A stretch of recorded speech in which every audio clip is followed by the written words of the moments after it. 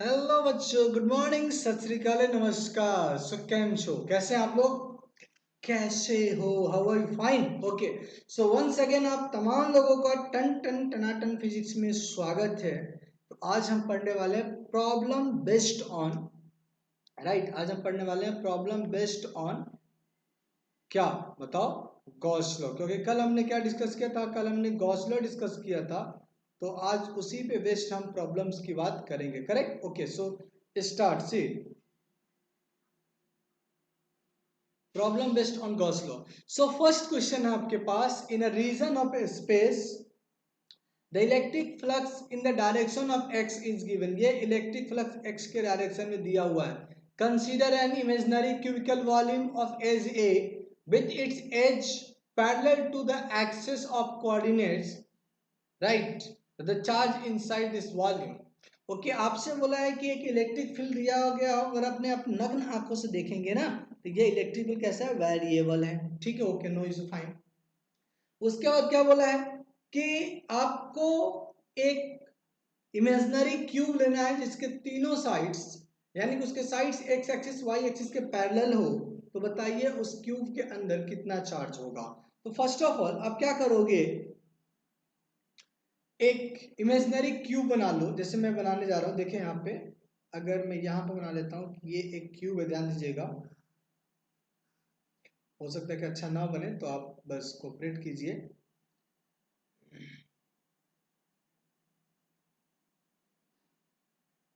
ये एक imaginary cube हमने बना लिया, ठीक है? ये एक इमेजिनरी क्यूब, जैसे आपको दिख रहा है कि टिल्डेड है, तो नो इशू, चलेगा, समझ सकते हैं आप। This is the this is, ठीक है। तो ये हमारा एक्स एक्सिस हो गया, मान लो ये एक्स हो गया, ये हमारा जेड हो गया, और ये हमारा वाई हो गया। ऐसा मैं मान के चल रहा हूँ, ऐसा कुछ नहीं है कि कहीं भी कुछ भी मान सकते हैं, कोई दिक्कत नहीं है।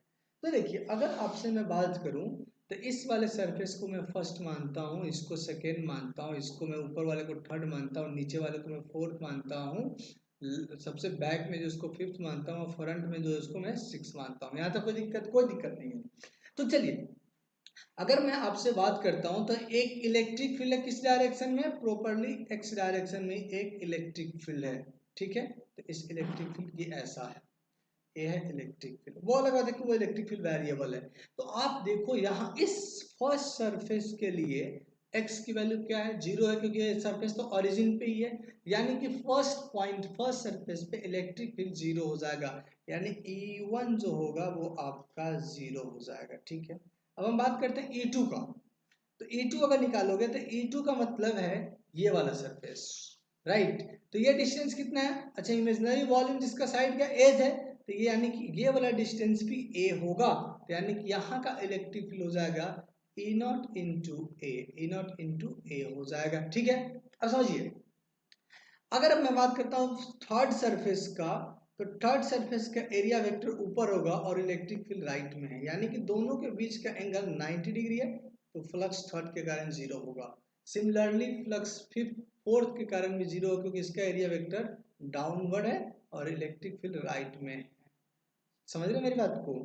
सिमिलरली फिफ्थ के कारण भी 0 होगा, क्योंकि फिफ्थ का फ्रंट सरफेस है, तो एरिया वेक्टर इसका आउटवर्ड आएगा और इलेक्ट्रिक फील्ड राइट में है, तो फिर से 90 डिग्री हो जाएगा, 0 हो जाएगा। फिर इसी तरह बैक वाले का भी इलेक्ट्रिक फ्लक्स 0 होगा। तो आपको यहाँ पे दो ही फ्लक्स मिल पाएगा। फाई नेट की अगर बात करोगे तो हो जाएगा φ1 प्लस φ2। अब समझिएगा, φ1 को लिखूंगा मैं E1 dot A1 plus plus E2 dot A2। तो देखो E1 तो 0 है, E1 0 है, तो ये हो जाएगा 0, तो बचेगा क्या? E2। E2 को क्या लिख सकता हूँ? E2 दे रखा है यहाँ पे, ये दे रखा है E नॉट इंटू ए, और ये किस डायरेक्शन में है? आई डायरेक्ट, ओके। अब एरिया, सेकेंड सरफेस का एरिया, तो ये क्लोज सरफेस है, तो क्लोज सरफेस का एरिया वेक्टर हमेशा आउटवर्ड होता है, यानी कि इसका एरिया वेक्टर भी इसी डायरेक्शन में होगा। और एरिया क्या हो जाएगा? ए स्क्वायर, ये हो जाएगा ए स्क्वायर आई कैप। तो यहां से वॉल्यूम, सॉरी, ये आ गया ए नॉट इंटू ए क्यू, क्या आ गया? फ्लक्स।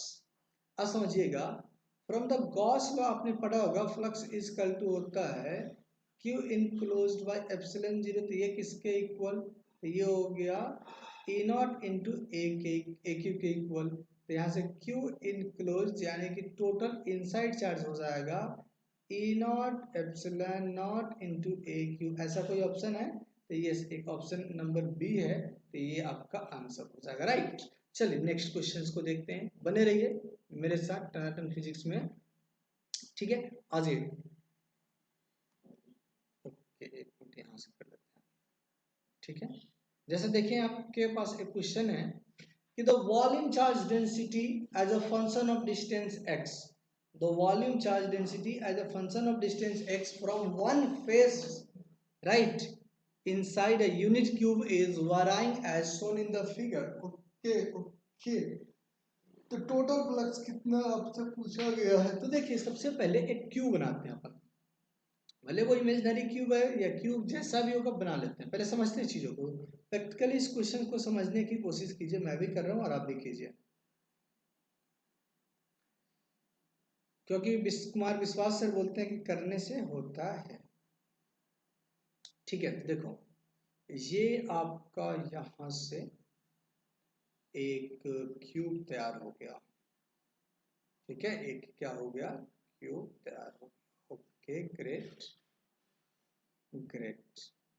अब समझिए क्या बोला है आपको कि इस क्यूब के इनसाइड अगर आप फेस के इस सेंटर से आगे जाते हैं, मान लीजिए इधर जाते हैं, तो क्या हो रहा है, इलेक्ट्रिक फ्लक्स जो है, सॉरी चार्ज डेंसिटी वो वैरी कर रहा है। कैसा वैरी कर रहा है, पहले इंक्रीज किया कुछ देर तक, कहाँ तक 1/4 तक, यानी कि मान लो ये इसका ये वाला पॉइंट यहाँ पे, तो 1/4 यानी a/4 तक, ठीक है। चलिए यूनिट वॉल्यूम है, यूनिट साइड है, इसलिए 1/4 होगा यहाँ तक। फिर उसके बाद क्या बोला, कांस्टेंट है, कहाँ तक, a/2 तक, यानी कि 1/2 तक, क्योंकि 1/3 माइनस 3/4 माइनस 1/4 करोगे तो ये आएगा 1/2, कितना आएगा 1/2। और फिर ये घटते घटते जीरो हो गया, फिर ये घटते घटते क्या हो गया, जीरो हो गया, जैसा कि आप डायग्राम में देख पा रहे हैं। मैं दूसरे पेन से डिफरेंट पेन से रिप्रेजेंट कर देता हूँ। जैसे ये बढ़ा, ठीक है, फिर कांस्टेंट रहा, फिर घट के क्या हो गया, जीरो हो गया, घट के क्या हो गया, जीरो हो गया। तो देखिए ये 1 तक है, तो पहले आपको यहाँ पे जाना है, फिर यहाँ से यहाँ पे, फिर यहाँ, यानी कि आपको ये वाला चार्ज निकालना है। तो सिर्फ लेंथ वैरी करना है ना। अगर आप देखेंगे तो यहाँ से लेके यहाँ तक ऐसा सरफेस मिलेगा, यहाँ से लेके यहाँ तक, तो ये सबकी एरिया वेक्टर कितना होगा, एक किसी की एरिया वेक्टर लोगे तो ए स्क्वायर यानी कि 1 × 1 स्क्वायर। तो सिर्फ लेंथ वैरी कर रहा है, क्या वैरी कर रहा है, लेंथ। तो मैं क्या करूँगा, देखिएगा छोटा सा चीज, मैं यहाँ से x डिस्टेंस पे जाऊँगा और एक छोटा सा पार्ट लूँगा, ठीक है, छोटा सा पार्ट लूँगा जिसकी लेंथ हो जाएगी dx। देखिएगा लेंथ कितनी होगी इसकी, dx। एरिया तो उतना ही है, एरिया तो ए स्क्वायर है, सभी का एरिया पे यहाँ पे ए स्क्वायर है। क्योंकि अगर फिर से मैं आपको रिप्रेजेंट करके दिखा देता हूँ, एक बार ध्यान दें कि अगर कोई क्यूब है और इस क्यूब को आप मेनी पार्ट्स में बांटते हो, तो यहाँ पे सिर्फ दिया गया है कि डायग्राम में देखें ये किसके अकॉर्डिंग वैरी कर रहा है, ये लेंथ के अकॉर्डिंग वैरी कर रहा है, एक्स के अकॉर्डिंग वैरी कर रहा है, यानी कि लीनियर डेंसिटी का जो वेरिएशन है वो लीनियरली है। अगर मैं मानता हूँ कि एक छोटा सा, देखो एक क्यूब है, ये एक यहाँ में गया और एक छोटा सा पार्ट लिया, इस पार्ट को ध्यान दीजिएगा, शायद हो सके बेहतर रिप्रेजेंटेशन ना हो, पर समझने की कोशिश कीजिएगा। ये वाला पार्ट लिया और नीचे से ये ऐसा पार्ट ले लिया हमने। अगर मैं इसको ज्वाइन कर दूं तो इसका एरिया तो उतना ही होगा ना, इसका एरिया कितना होगा, जो साइड है, क्योंकि ये तो एक स्क्वायर बन गया। और यहाँ से मैंने एक dx लेंथ ले लिया, एक इसकी विड्थ कितनी ले ली, dx। तो इसका वॉल्यूम कितना हो जाएगा, a × dx होगा। अरे इसकी वॉल्यूम कितनी हो जाएगी, अगर आप यहाँ से करते चले जाएं तो ये एक छोटा सा आपको dx मिल जाएगा, राइट। तो वॉल्यूम अगर dv वॉल्यूम लिखता हूँ dv, तो ये हो जाएगा a × dx। अब बोला है कि साइड जो है यूनिट क्यूब है, तो इसलिए एरिया हो जाएगा ए स्क्वायर यानी 1 स्क्वायर × dx। तो छोटा सा वॉल्यूम हो गया dv, dv इक्वल टू कितना आया, तो वो आ गया dx, dv इक्वल टू आ गया dx। अब समझिएगा चीजों को। अब यहाँ पे डेंसिटी अलग वेरी कर रहा है, यहाँ पे डेंसिटी अलग वेरी कर रहा है, तो कोई दिक्कत नहीं है। चार्ज इज इक्वल टू हम क्या लिख सकते हैं, समझिए। चार्ज अगर मैं एक चार्ज मान लेता हूँ q1 है, इसके अंदर का चार्ज ये q2 है, q3 है, तो मैं अगर q इक्वल टू लिखना चाहूँगा तो क्या लिखूंगा, डेंसिटी इंटू dv, यानी कि rho into a into dx। अब ये तो डी क्यू मिला ना, तो इसी को क्या करेंगे अपन इंटीग्रेट कर देंगे, तो यहाँ पे क्यू मिल जाएगा और ये हो गया रो डी एक्स। अब समझिएगा ये रो डी एक्स ग्राफ किसका है, यहाँ पे ग्राफ भी रो एक्स का है। तो आपको ये इंटीग्रेशन पढ़ाते समय जिस किसी टीचर ने पढ़ाया होगा या मैंने भी ये पढ़ाया था, ठीक है, ये बताया था कि इंटीग्रेशन रिप्रेजेंट करता है एरिया अंडर द कर्व। तो अब यहाँ पे एरिया किसका किसका है, रो और एक्स का, रो और एक्स का बाउंड्री है, इसलिए यहाँ पे रो और आपको x का एरिया मिलेगा। तो यानी कि टोटल एरिया कितना है, तो q इक्वल टू यहाँ से देखिए q इज इक्वल टू यहाँ से हो जाएगा टोटल एरिया कितना हो जाएगा, ये वाला एरिया, तो ये तो रो कॉमन, ये जो भी एरिया आएगा, तो देखो हाफ, ठीक है, ओके, बेस, क्योंकि ट्रेंगल में बेस कितना हो गया 1/4 इंटू हाइट कितना हो गया रो नॉट, प्लस दूसरा क्या है रेक्टेंगल है, तो रेक्टेंगल का एरिया हो जाएगा बेस, यानी विड्थ, विड्थ कितना हो जाएगा 3/4 माइनस 1/4, तो 1/2, ठीक है 1/2 इंटू रो नॉट, प्लस उसका भी यही हो जाएगा half into 1/4 into rho not. समझ रहे मेरी बात को, तो इसको एक बार सोल्व कीजिए, क्या रहा बताइए मुझे, फटाफट फटाफट बताइए।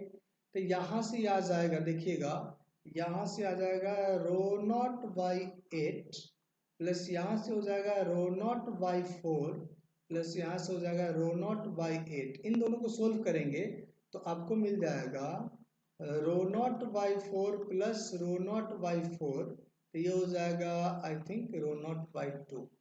क्लियर कहानी, रो नॉट बाई 2। चलिए अब रो नॉट की वैल्यू आपको ऑलरेडी दिया है 12 8.85 इंटू 10 टू द पावर -12 दिया हुआ है, ठीक है, कोई दिक्कत नहीं है। तो यानी कि अगर इसको मैं रख देता हूं तो ये हो जाएगा 8.85 10 टू द पावर -12/2, ये चार्ज हो गया आपके पास। तो फ्रॉम गॉस लॉ फाई कितना होता है, फाई इक्वल टू होता है Q इनक्लोज्ड बाई एप्सिलॉन 0। अब Q इनक्लोज आ रहा है आपका 8.85 10 to the power -12/2 divided epsilon 0। तो आप देखोगे तो एप्सिलॉन 0 की वैल्यू इतना ही आता है, तो आंसर आ जाएगा 1/2। आंसर कितना आ जाएगा हमारा 1/2 आ जाएगा। ऐसा कोई ऑप्शन है तो ये देखते हैं, अगर ऐसा कोई ऑप्शन है तो वही हमारा आंसर होगा, अगर नहीं है तो फिर देखते हैं क्या है। अरे ये कहाँ चला जाता है, यस ऐसा आंसर हमारे पास है, एक आंसर देख पा रहे हो आप, तो ये 1/2 हमारा आंसर हो जाएगा। तो ये एक अच्छे लेवल का क्वेश्चन है, इस तरह के क्वेश्चंस आपको बहुत मिलेंगे मार्केट में, इसलिए प्लीज ढंग से सोल्व कीजिएगा। चलिए नेक्स्ट क्वेश्चन पे आते हैं। बोला है क्वेश्चन में कि an electrical dipole is placed at the centre of sphere, ठीक है, तो समझिए क्वेश्चंस को। इसको एक मिनट में थोड़ा सा स्पेस इसके ले लेता हूँ।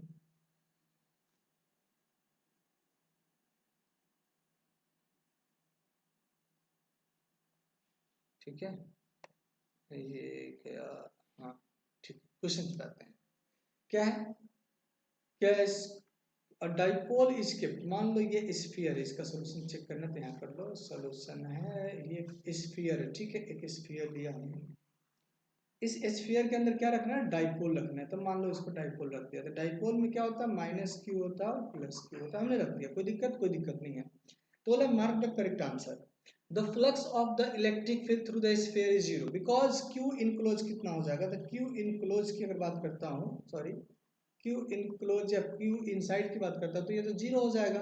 तो फ्लक्स की अगर बात करता हूँ तो ये भी 0 हो जाएगा, ठीक है। तो क्या बोला है, first the Gauss law, sorry the flux of electric field through the sphere is 0, yes ये 0 है। the electric field is 0 at every point of the sphere, ये wrong है क्योंकि ये पॉइंट चार्ज है, ये पॉइंट चार्ज है, ठीक है। यहाँ पे अगर आप इलेक्ट्रिक फील्ड निकालोगे, ध्यान देना, यहाँ पे अगर निकालते हो इलेक्ट्रिक फील्ड तो वो निगेटिव वाले के ज़्यादा करीब है, तो इसके कारण इलेक्ट्रिक फील्ड इस डायरेक्शन में होगा और इसके कारण इस डायरेक्शन में होगा, तो वो निगेटिव वाले के ज़्यादा करीब है, इसलिए इसका मैग्नीट्यूड ज़्यादा होगा एज कम्पेयर टू इसका, इसलिए यहाँ पे इलेक्ट्रिक फील्ड 0 नहीं हो पाएगा। सिमिलरली आप कहीं भी देख लो ना, ये एक डाइपोल है, तो आप अगर इसको थोड़ा और ढंग से मैं बनाना चाहूँ, इधर बना देता हूँ, देखो मैंने रफली लिया था, आप ढंग से बनाओगे तो मान लो कि डाइपोल इसके सेंटर पे है, तो ये हो गया -q और ये हो गया +q, तो भाई साहब अगर यहाँ पे मुझे इलेक्ट्रिक फील्ड निकालना होगा तो ये तो उसके लिए एंड ऑन पॉइंट है ना, मैंने बताया कि एंड ऑन पॉइंट क्या होता है, तो एंड ऑन पॉइंट पे इलेक्ट्रिक फील्ड तो जीरो नहीं होता है, इस पे निकालना होगा तो ये भी एंड ऑन पॉइंट है, यहाँ भी इलेक्ट्रिक फील्ड जीरो नहीं होगा। मान लो यहाँ कहीं निकालना होगा तो ये ब्रॉड ऑन पॉइंट है, यहाँ भी इलेक्ट्रिक फील्ड जीरो नहीं होगा, यहाँ भी जीरो नहीं होगा।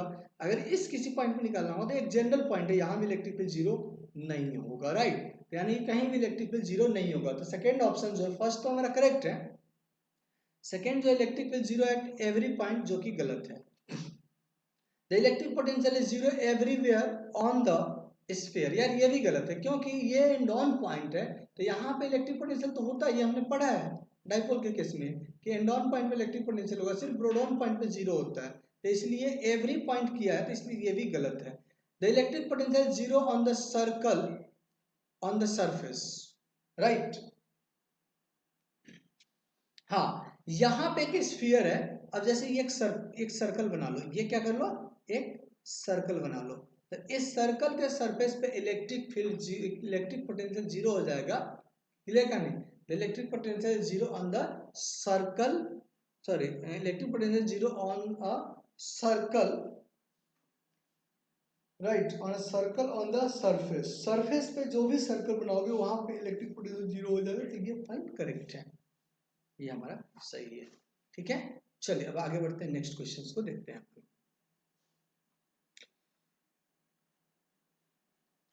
हाँ, ये क्वेश्चन ये है, काफी अच्छा क्वेश्चन है, बेहतरीन क्वेश्चन है। क्वेश्चन ये है कि charge Q is uniformly distributed over a rod of length L, okay, consider a hypothetical cube of side L with the center of the cube at one end of the rod, okay, so find the minimum possible flux of electric field, find the minimum possible electric flux of the, find the minimum possible flux of electric field through the entire surface. तो बड़ा आसान question है, इस question को आप deal कर सकते हो। सबसे पहले आप एक क्यूब बनाइए, देखिए ये एक हमारा क्यूब बन रहा है, ठीक है, तो ये क्यूब रहा, जैसे ये सरफेस है, ये ऐसा है, ये मान लिया जाए, ये हमारा ये हो गया क्यूब। हाँ, नो डाउट वो साइड थोड़ा सा लग रहा होगा आपको, ठीक है। अब इसकी लेंथ कितनी है, L है, तो आपको एक रॉड भी लेना है जिसकी लेंथ L हो, लेकिन वो रॉड सेंटर से होगा, यानी कि वो रॉड इस तरीके से हो जाएगा, ये रॉड ये होगा, तो ये टोटल L है, तो यहां से यहाँ का लेंथ कितना होगा, L/2 होगा, और ये कितना होगा, L/2 होगा। तो बोला है कि टोटल चार्ज Q है, यहां से लेके वहां तक टोटल चार्ज कितना है, Q है। तो हमें इनसाइड चार्ज की बात करना है, तो ये आधा लेंथ ही तो अंदर है, तो इसलिए इनसाइड चार्ज जो होगा, ध्यान दीजिएगा, इनसाइड चार्ज सिर्फ Q/2 होगा, तो इसलिए फ्लक्स हो जाएगा Q/2/ε0, राइट, तो ये हो जाएगा Q/2/ε0, ये हमारा आंसर हो जाएगा, राइट। सी नेक्स्ट क्वेश्चन हम बात करते हैं, चले आगे, ओके। तो बने रहिए टनाटन फिजिक्स में, आप तमाम लोगों का स्वागत है। चलिए नेक्स्ट क्वेश्चन पे आते हैं, ये भी काफी अच्छा क्वेश्चन है, और ये जितने भी क्वेश्चंस मैं अभी करा रहा हूँ वो ये मान के चलना कि कभी न कभी वो IIT एडवांस या JEE मेन ने इन सभी क्वेश्चंस को पूछा हुआ कभी न कभी, राइट। जैसे ये क्वेश्चन है, तो ये भी क्वेश्चन IIT एडवांस के द्वारा पूछा गया क्वेश्चन है, और काफी बेहतरीन और काफी आसान क्वेश्चन भी है, समझिएगा इस क्वेश्चन को। क्या बोला है, a disk of radius radius a/4 having a uniform charge distributed charge 6 coulomb, okay, is placed in the xy plane, fine, with the center at -a/2, 0, okay. The rod of length a carrying a uniformly charged 8 coulomb is placed on the x-axis from x is equal to a/4 to x is equal to 5a/4, okay. 2 point charges -7 coulomb and 3 coulomb are placed at a/4 -a/4, 0, okay, right, respectively, ऐसा दिया गया है। Cubical surface formed by 6 surfaces, एक surface है plus minus a/2 पे, दूसरा plus minus a/2 पे है, तो बोला है कि आप उसके थ्रू कितना वो चार्ज मतलब वो फ्लक्स होगा वो बताइए। तो समझिए चीज़ों को बड़े प्यार से समझना पड़ेगा। तो क्वेश्चन काफ़ी बेहतरीन क्वेश्चन से एक है। चलिए मैं नीचे कर लेता हूँ इस काम को, बट थोड़ा सा स्पेस की जरूरत पड़ेगी, अच्छी खासी स्पेस की जरूरत पड़ेगी, इसलिए हम नीचे कर लेते हैं उसको। जैसे ये हमारे पास क्यूब है, सॉरी इसको मैं बढ़ा देता हूँ।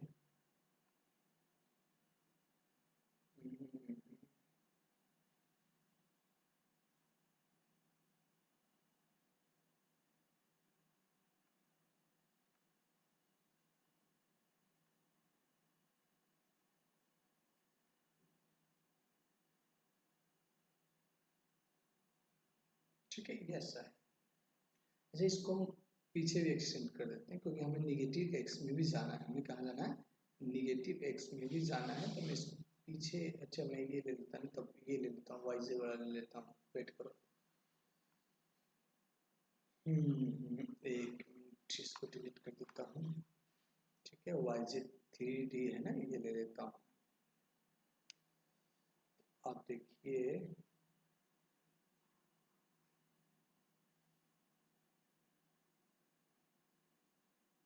ठीक है, ये हमारे पास हो गया। अब बोला है कि एक, मान लो ये वाला पॉइंट जो है एक्स है, ये वाई है, ये एक्स है और ये जेड है, ऐसा मैं मान के चलता हूँ। ठीक है, अब क्वेश्चंस में क्या बोला है कि फर्स्ट ऑफ ऑल एक डिस्क है। ध्यान दीजिएगा, क्वेश्चंस में ये बोला गया क्लियर कि there is a disc in the X Y plane of charge 6 coulomb centre minus a Y 2,0, यानी कि इस वाले पॉइंट्स पे कहीं ना कहीं, यहाँ पे मान लो ये है पॉइंट माइनस ए वाई 2, मैं मान के चलता हूँ माइनस ए बाई 2,0,0, क्योंकि ये एक्स एक्सिस पे तो बाकी कोऑर्डिनेट 0 होगा। तो यहाँ पे एक डिस्क, और डिस्क का रेडियस कितना ए है, तो यानी कि वो डिस्क कुछ इस तरीके से होगा। सॉरी, मैं एक डिस्क को इरेज करता हूँ। ठीक है, अगर मैं यहाँ से क्यूब ले लेता हूँ तो ये कुछ इस तरीके का हो गया डिस्क हमारे पास। ठीक है, मैंने जस्ट आपको दिखाया है, हालांकि सेंटर है, सेंटर है तो ये 3D में होगा, मतलब इधर भी होगा, एक्स वाई में भी होगा। एक मिनट, यहाँ से ये इस तरीके से जा रही है।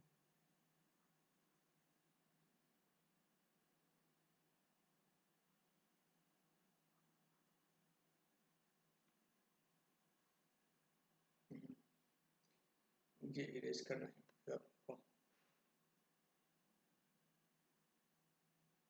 लास्ट ट्राई हो जाता तो ठीक है, नहीं होता तो भी ठीक है। ये हो तो रहा है, लेकिन इसका रेडियस थोड़ा बढ़ाना पड़ेगा। एक मिनट,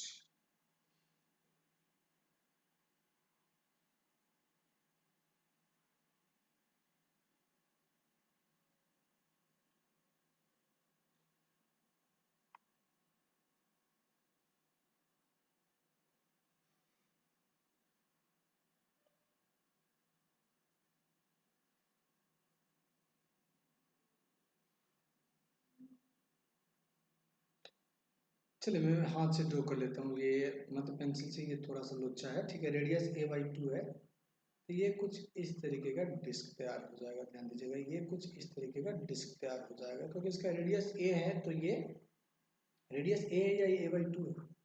एक मिनट चेक कर लेता हूँ मैं। रेडियस ए है तो फिर तो आगे चला जाएगा, लोचा हो जाएगा।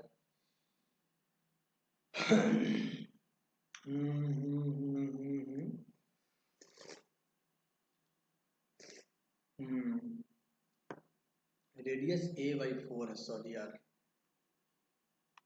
रेडियस जो है ए बाई 4 है उसका। रेडियस ए बाई 4, इसका मतलब समझ रहे हो कि वो जो है वो पूरा यहाँ तक नहीं जाएगा, ये यहीं तक रह जाएगा, लाइक दिस। या इसको एक बार इरेज करो, मतलब ये ऐसा हो जाएगा।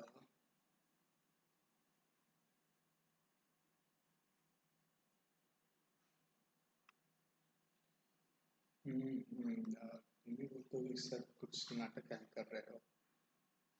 यार मैं सोच रहा हूँ कि थोड़ा सा 3D में दिख जाए ना तो बेहतर होगा, दिख नहीं पा रहा। ठीक है चलो हम से ड्रॉ कर लेते हैं। तो रेडियस क्या है, a बाई 4 है, तो ये a बाई 2 है, तो यानी कि ये डिस्क जो होगा लेफ्ट में यहाँ तक आ पाएगा और राइट में यहाँ तक जा पाएगा, कुछ ऐसा हो जाएगा डिस्क का डायग्राम। ठीक है चलिए सेंटर माइनस a बाई 2, ठीक है नो इशू। सेकेंड क्या बोला है कि एक रॉड है, और स्लैब के बारे में क्या बोला है। अच्छा इस पे चार्ज कितना है, तो इस पे 8 Connelly uniformly on the axis से। अच्छा डिस्क पे चार्ज है 6 कूलम, ये दिया हुआ है, आई थिंक एक बार चेक कर लेते हैं। डिस्क पे चार्ज है 6 कूलम, और एक रॉड है जो a बाई 4 से 5 a बाई 4 तक है, चार्ज है 8 कूलम, यानी कि इस पे टोटल चार्ज है 6 कूलम। ओके अब नाउ आप यहाँ आ जाइए, ये है a बाई 4 और इसको आगे बढ़ा दीजिए, तो मान लिया जाए ये वाला पॉइंट है 5a बाई 4, तो यहाँ से लेके यहाँ तक एक रॉड है, ठीक है, और इस रॉड पे टोटल चार्ज है 8 कूलम। Okay no issue. उसके बाद बोला पॉइंट चार्ज भी है, ठीक है, तो सॉरी मैं पॉइंट चार्ज की बात करता हूँ, यहाँ पे आ जाइए। तो पॉइंट चार्ज क्या बोला है कि पॉइंट चार्ज है -7 coulomb and 3 coulomb at a by 4 minus a by 4, यानी कि वो ये है निगेटिव, ठीक है, एक्स वाई कोऑर्डिनेट यानी कि थर्ड कोऑर्डिनेट में है। दूसरा -3a/4 एंड a/4, तो ये है 3a/4 इस सेकेंड कोऑर्डिनेट में, यानी कि तीन चार्ज है 7 coulomb and -7 coulomb and 3 coulomb, तो -7 कूलम है थर्ड कोऑर्डिनेट में, a/4 सॉरी फोर्थ कोऑर्डिनेट में। ओके तो यानी कि यहाँ पे आपका -7 कूलम चार्ज होगा, ये डिस्टेंस जैसे ये है, ये देख पा रहे हैं कि a/4 है और ये मान लो -a/4 है, यानी कि ये वाला हो जाएगा a/4 कॉमा -a/4, और यहाँ पे जो चार्ज है वो है -7 कूलम। दूसरा है 3a/4, तो 3a/4 जो होगा वो a/2 से तो ज्यादा होगा, डेफिनेटली वो 110% a/2 से ज्यादा होगा। तो ये इसी केस में देखिए 3a/4 कहीं यहाँ पे बन जाएगा, क्यों कैसे वो बता रहा हूँ, ये a/2 है तो 3a/4 यहाँ चला जाएगा, या आप देख लो ना ये 3a/4 बेसिकली ये हो जाएगा, तो ये हो गया -3a/4 x में, और ये मान लो +3a/4 y में, ये इस पॉइंट का कोऑर्डिनेट हो गया -3a/4 कॉमा 3a/4, और यहाँ पे जो चार्ज मेरे दोस्त वो है 3 कूलम। ओके अब क्या बोला है कि आपको जो है